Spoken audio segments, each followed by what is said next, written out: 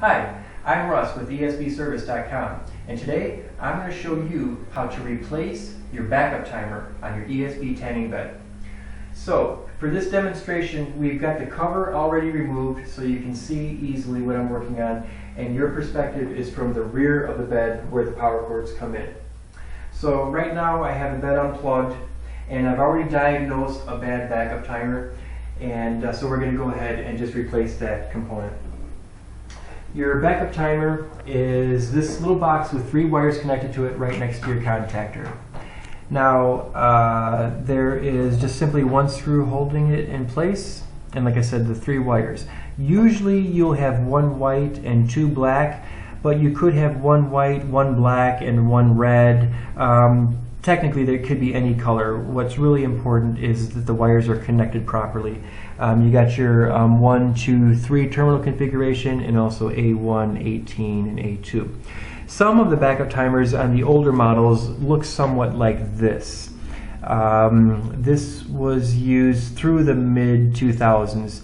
This version here has been used since roughly 2005 through today.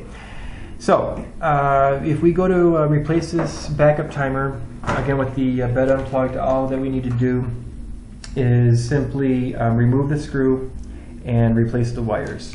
So here I have the new backup timer, and what I'm going to do is I'm going to replace it wire for wire. I'm going to pull off first, I'm going to pull off the 18 wire. This is on 18 and 2, and if it gives you a little bit of a hard time to pull the terminal off, what you can do is just simply take a wire cutter, little snips or something like this, and don't cut anything, just simply pry the terminal up.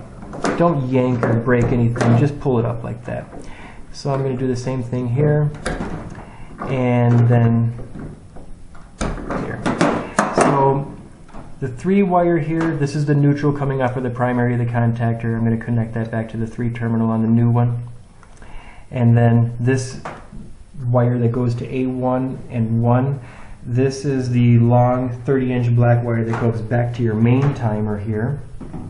And then lastly, the 18 or 2, the output wire, that goes to the side of your contactor here. This is the hot side of your contactor. The 1 wire will go to your number 2 terminal as such, and then now all you need to do is mount the backup timer. I'm just going to loosen this here, pull it out, the new backup timer right where it was. Now this screw here is 1.5 inches long. This is a number 10 screw, and it's going to go right back in the same hole. Now the backup timer is only about 1 inch thick, so you're going to have a little length of the screw left that's hanging up, and then the backup timer can spin freely, and that is just fine. That doesn't hurt anything. It doesn't need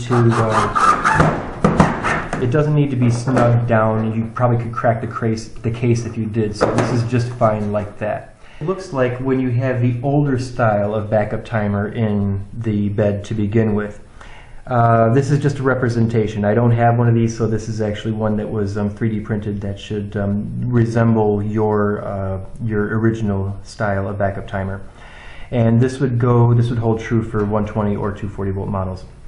Basically, on the old ones you have A2, which is your neutral, you have 18, which is your output going to your coil of your contactor, and A1 is your input from your main timer. So when you go to replace this type of a backup timer, this is what the new one looks like. It's got the longer screw. What we would do is we would start by taking the A2 wire off the neutral, the white one here, and then we're going to connect that to 3. And it's also marked A2 up here on the backup timer.